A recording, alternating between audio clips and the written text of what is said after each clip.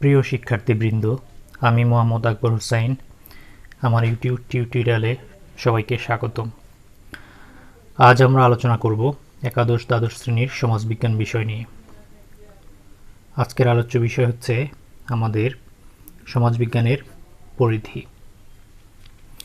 তো সমাজবিজ্ঞানের পরিধি হচ্ছে সমাজবিজ্ঞান যেই বিষয়গুলো নিয়ে আলোচনা করে তার সব কিছুই সমাজবিজ্ঞানের পরিধির অন্তর্ভুক্ত।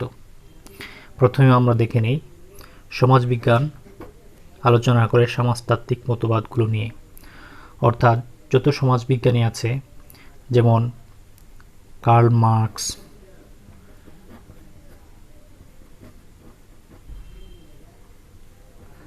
মার্কস, এমিল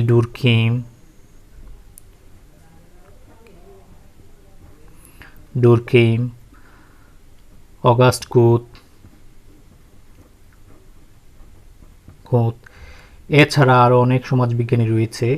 এই সকল সমাজবিজ্ঞানীগণ যে সমাজতাত্ত্বিক মতবাদ প্রদান করেছেন, সেই সমাজতাত্ত্বিক মতবাদগুলো সমাজবিজ্ঞানের পরিধির অন্তর্ভুক্ত। তারপর ঐতিহাসিক মতবাদ। সমাজ প্রাচীনকাল থেকে প্রতিষ্ঠা লাভ করে কিভাবে বিকশিত লাভ করেছে, সেই ঐতিহাসিক মতবাদগুলো সমাজবিজ্ঞানের পরিধির অন্তর্ভুক্ত। তারপরে পরিবারের ধরন, কার্যাবলী,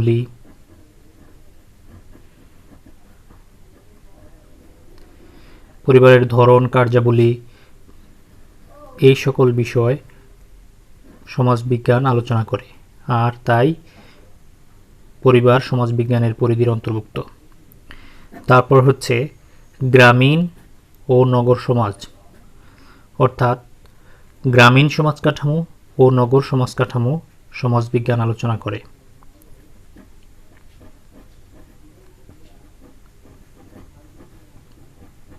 সমাজ কাঠামো, এই দুই সমাজ কাঠামো নিয়ে সমাজবিজ্ঞান আলোচনা করে, তাই গ্রামীণ ও নগর সমাজ হচ্ছে সমাজবিজ্ঞানের পরিধির অন্তর্ভুক্ত। তারপর হচ্ছে রাজনীতি, রাষ্ট্র, সরকার, নাগরিক, এই সকল বিষয় সমাজবিজ্ঞান আলোচনা করে, তাই রাজনীতি সমাজবিজ্ঞানের পরিধির অন্তর্ভুক্ত। তারপর হচ্ছে সংস্কৃতির ধরন, প্রকৃতি,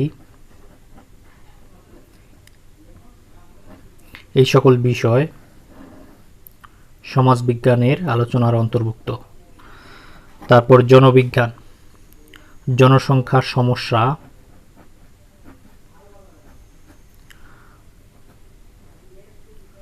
জনসংখ্যা বৃদ্ধি,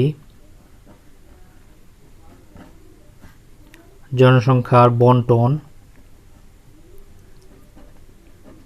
এই সকল বিষয় সামাজিক জনবিজ্ঞান আলোচনা করে, তাই জনবিজ্ঞান সমাজবিজ্ঞানের পরিধির অন্তর্ভুক্ত। তারপরে হচ্ছে ধর্মের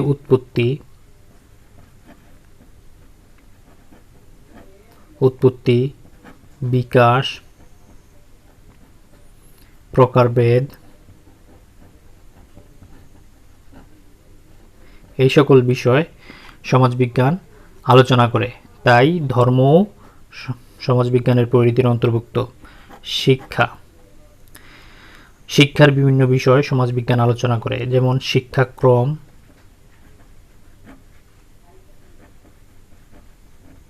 পাঠ্য বিষয়,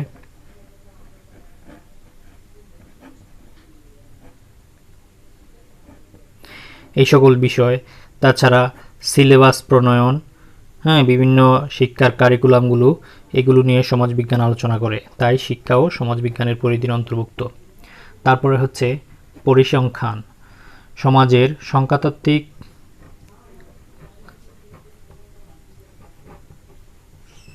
সংখ্যাতাত্ত্বিক প্রকাশ করে পরিসংখ্যান, তাই পরিসংখ্যানও সমাজবিজ্ঞানের পরিধির অন্তর্ভুক্ত। তারপরে হচ্ছে পরিবেশ, সমাজের বিভিন্ন দুর্যোগ আছে,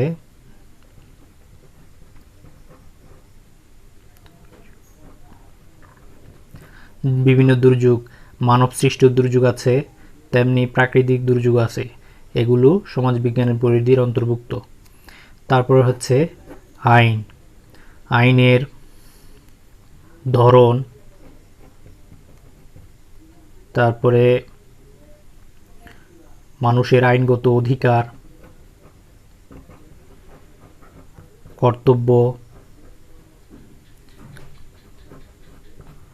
এগুলো আইনের অন্তর্ভুক্ত। এই বিষয়গুলো নিয়ে সমাজবিজ্ঞান তার আলোচনা উপস্থাপন করে, তাই আইনও সমাজবিজ্ঞানের পরিধির অন্তর্ভুক্ত। মনোবিজ্ঞান, মানুষের আচার আচরণ নিয়ে মনোবিজ্ঞান আলোচনা করে, আর এই মনোবিজ্ঞান সমাজবিজ্ঞানের পরিধির অন্তর্ভুক্ত। শিল্প, শিল্প বিপ্লব,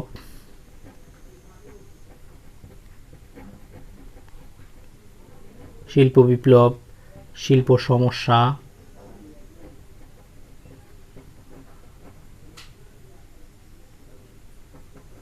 শিল্প সমস্যা, শ্রমিক, মালিক, এগুলো নিয়ে সমাজবিজ্ঞান আলোচনা করে, তাই শিল্প সমাজবিজ্ঞানের পরিধির অন্তর্ভুক্ত। সাহিত্য, সাহিত্য হচ্ছে সমাজের দর্পণ,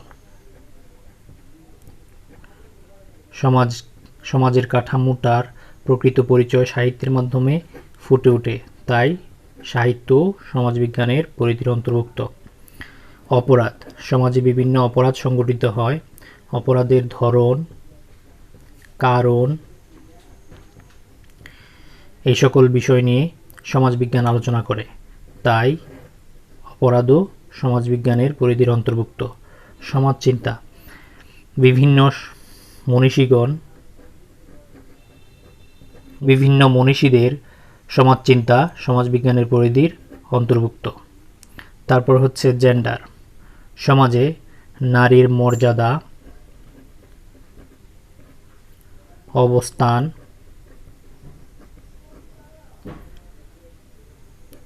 এগুলো নিয়ে সমাজবিজ্ঞান আলোচনা করে, তাই জেন্ডারও সমাজবিজ্ঞানের পরিধির অন্তর্ভুক্ত। তাহলে আজ এ পর্যন্তই। ভালো থাকবে সবাই। আল্লাহ হাফেজ।